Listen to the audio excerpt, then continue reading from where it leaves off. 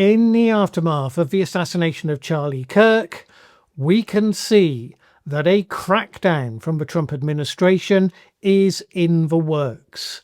They're laying the groundwork for something. Seems to be something that they really had in mind they wanted to do anyway when the excuse came along. Now, I think they're genuinely horrified that this was the inciting incident. But that doesn't seem to have stopped anyone from smoothly moving into gear for what comes next. And the early flagging is that a crackdown on a wide pool of people, identified by the Trump team as leftists, maybe just political opponents, is on the cards. The question remains, how wide is that pool? How are they going to justify it in a way that will survive legal challenge? And what form is it actually going to take? Stephen Miller, unsurprisingly, is one of the leading voices. He told Fox News this: "The last message that Charlie Kirk gave to me before he joined his creator in heaven was that he said that we have to dismantle and take on the radical left organisations in this country that are fomenting violence. That was the last message he sent to me. We are gonna do that." Now, I'm not averse to interfering with organisations that are genuinely fomenting violence. I'm not sure I would naturally take Stephen Miller's hit list as a likely evidence-backed reliable source of who's doing that, nor indeed President Trump's or JD Vance's. Trump said, for example, that the philanthropist George Soros will be investigated for potential RICO charges. RICO stands for Racketeer, Influenced and Corrupt Organisations. Trump said that he thinks 95-year-old Hungarian Soros should be in jail because he supports progressive causes and, quote, "he's a bad guy." Neither of which are famously illegal, to be fair, but details. Trump alleged that Soros, founder of the non-profit Open Society Foundations, which promote democracy and human rights and all that other bad stuff across the world, that he has been funding protesters and demonstrations against his administration. The Open Society Foundation says it doesn't fund any of those things, although again, even if they did, not entirely sure why that would be illegal. Now, of course, Soros has been the foundation of conspiracy theories and more from the American right for some years. It seems as though Soros' status in that regard dates back to a move by Hungary's Prime Minister Viktor Orban, who was advised by an American political consultant to demonize Soros in the run-up to an election as part of his campaign tactics. And that he did. And the themes around the shadowy left-wing billionaire pulling strings was so powerful that it has hung around and grown even more ever since. But what possible connection, you might ask, could George Soros have to the individual who assassinated Charlie Kirk? Well, none, obviously. But of course they need some reason. And the quality of the link they provide will give us some idea of just how far-reaching a coming purge might be or might not be. Well, this is the best they've come up with so far. JD Vance, speaking on a tribute episode of a Charlie Kirk podcast that he was hosting, he called out both Soros' foundations and the Ford Foundation for, in his telling, funding a disgusting article in The Nation magazine that he said was used to justify Kirk's death. To say this is a stretch is to misrepresent the principle of stretchiness and the limits beyond which it fails. I'm not aware whether Vance has identified the offending article specifically, although this one, the most read article on The Nation's website at the point of shooting this video, seems like a likely contender. Having read it through, it opposes anyone being murdered, and all its criticisms of Kirk seem firmly within the free speech wheelhouse that Vance is prone to lecture others about. The idea that if you financially supported a journal of any sort, that you then become criminally liable to any individual article they might produce. That's pretty extraordinary. And that's even before you get to the part where you note that while both have given money to either The Nation magazine or its predecessor group owner of the magazine, neither has done that in the last 5 years. So that's even better. give a financial donation to a journal, and you're criminally liable for any single article they might publish at any time in the future. And this is the sitting Vice President of the United States saying this. Not rando crackpots on one side or the other mouthing off on Twitter or wherever. The fact that they even came up with that link, obscure and outdated as it was, is testament to the amount of energy the administration is giving to trying to find links to organisations that they already despise and want to attack. Vance talked on the podcast about an incredibly destructive movement of left-wing extremism, which are words oozing with moral certainty. But if that's what they're pointing to as a prime example of how those words get applied in the real world, clearly this is going to go very wide indeed. Laura Loomer, who has the dual status of being seen as something of a absolutely wild eccentric, but also having a highly influential voice with the president, just the combination that should make everyone sleep easier at night. She posted on Twitter this encouragement. I have to say, I do want President Trump to be the dictator the left thinks he is, and I want the right to be as devoted to locking up and silencing our violent political enemies as they pretend we are. Now, I see nobody from left, centre or anywhere else who objects to locking up violent people, of course. But if that definition is seriously supposed to include 95-year-old George Soros and the people who run the Ford Foundation, well, we must be working from the definitions of the Authorised Trump Dictionary 2025 again. When JD Vance brought Deputy Chief of Staff Stephen Miller onto that podcast, he spoke more about the coming action and its target. So Miller described the unnamed left-wing political organisations as, quote, a vast domestic terror movement. Vague description. The use of the word vast suggests it will be very broadly drawn. The description of it as a terror movement suggests the measures used against it will be harsh. I mean, hopefully not as harsh as the measures taken against alleged Venezuelan drug gangs. But I wouldn't be surprised if the level of evidence required turned out to be broadly the same, i.e. none whatsoever. How they get that past the law courts? Big open question. Presumably, they at least start with the low-hanging fruit and then try to go from there. You know, in the same way that ICE started, for a brief time anyway, going after illegal immigrants who were gang members and criminals, even if they didn't always get exactly the right people. But then, of course, very soon, they just started going after anyone who's in the country without leave. So too, you might imagine the scope here will expand over time. So they start with people who were foolish enough to post celebratory messages on social media after the assassination. And they start with remedies that don't necessarily involve government prosecution, namely putting pressure onto employers, getting them fired from their jobs. You know, it's what we used to call cancel culture, back in the days when the left was doing it. And yes, I've done videos on this channel speaking against cancel culture when that was the case. Remember, non-partisan channel, consistent positions. But now, of course, it's not cancel culture at all. It's righteous vengeance in the sight of God or something. Attorney General Pam Bondi produced a rather breathtaking MAGA about-turn when she was interviewed by Stephen Miller's wife, Katie Miller, and said this: there's free speech and then there's hate speech. And there is no place, especially now, especially after what happened to Charlie, in our society. We will absolutely target you, go after you, if you are targeting anyone with hate speech.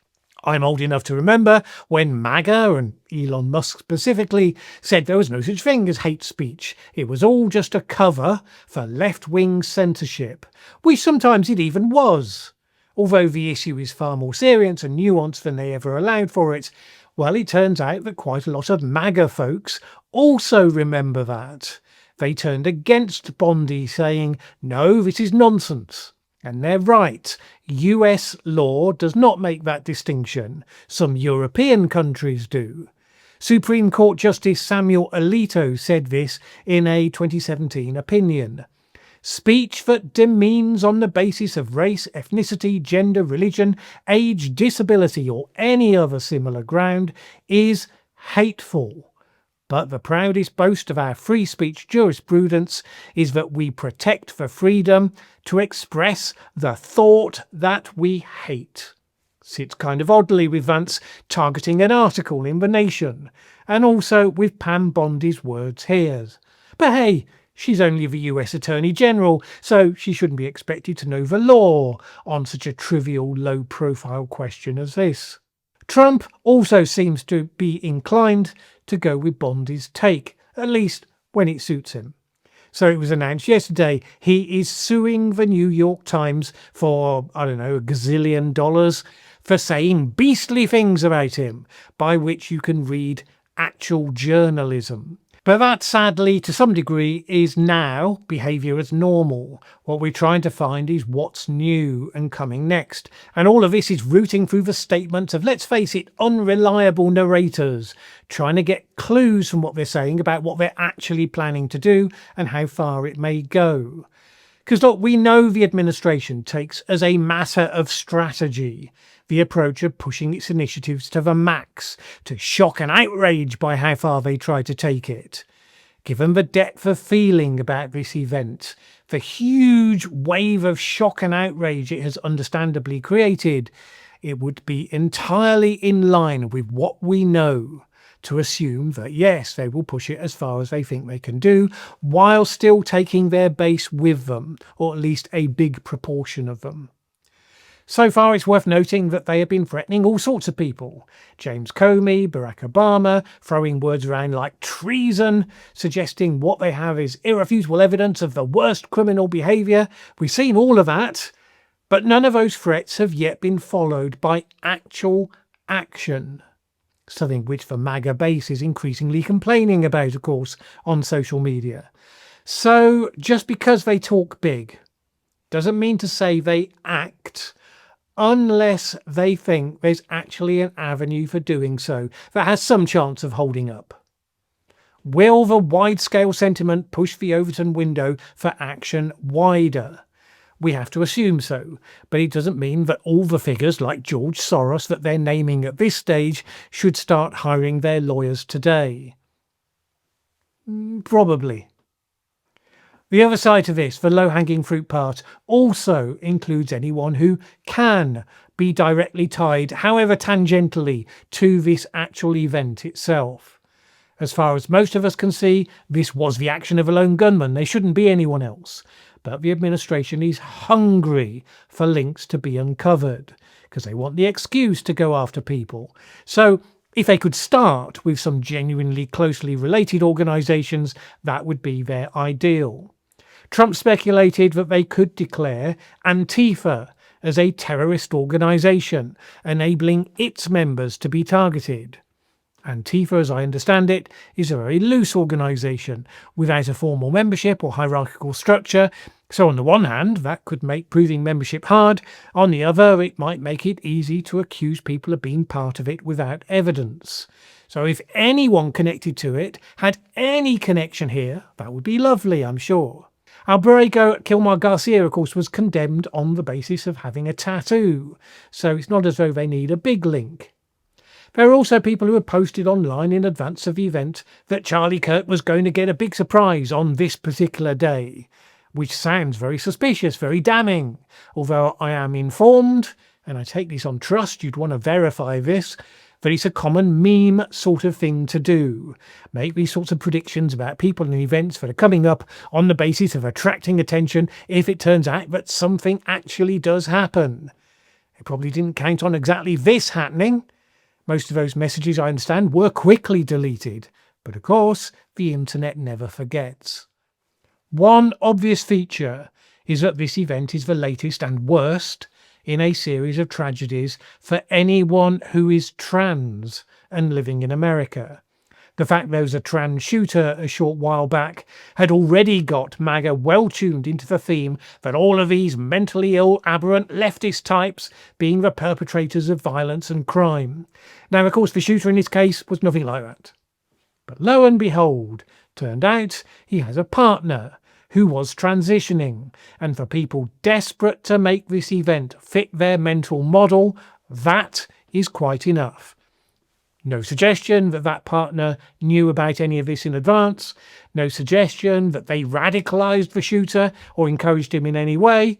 And stated as fact that the partner is voluntarily fully cooperating with police, unlike the shooter himself. But of course none of that matters. The tenuous link is still a link, and you have to imagine that any organisations that fit the mental model will now be assumed to link, by definition, into the phenomenon of political violence against conservatives, because that's the only sort of political violence that we're acknowledging in this coming crackdown.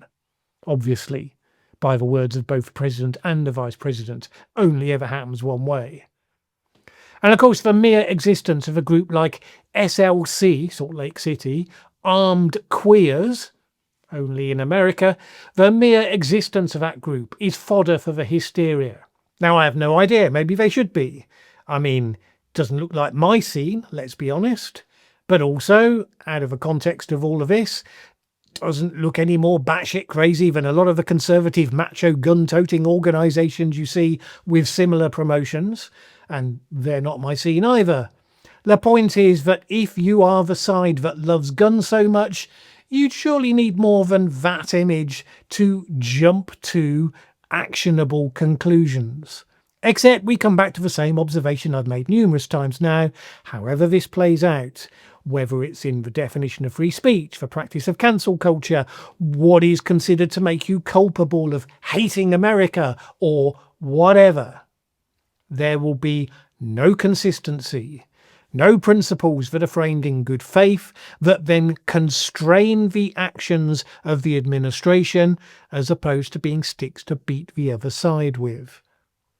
I mentioned Trump's hit on the New York Times, part of a process to get the media to change their behaviour, namely to tone down their criticism.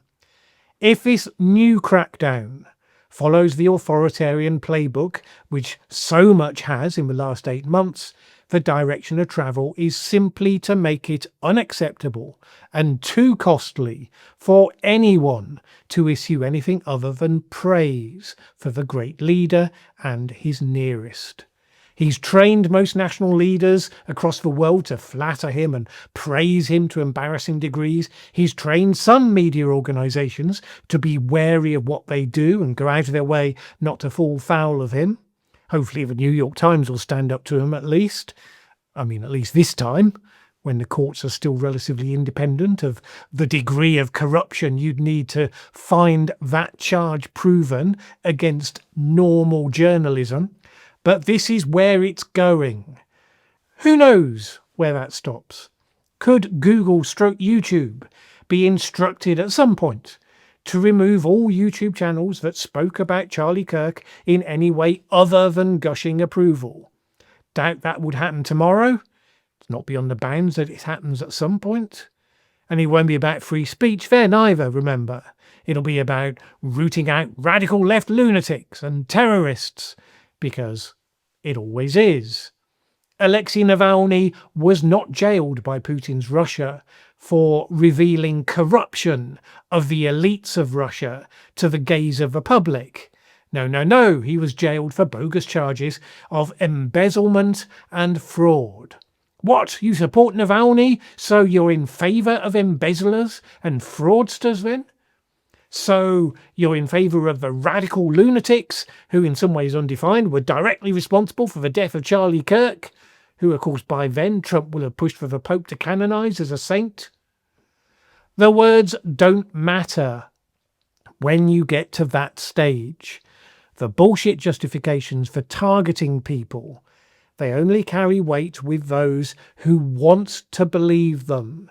They have no evidence supporting them, they have no justice involved with them, and that is what it looks like when you know it has fully and finally gone wrong. We are not there yet.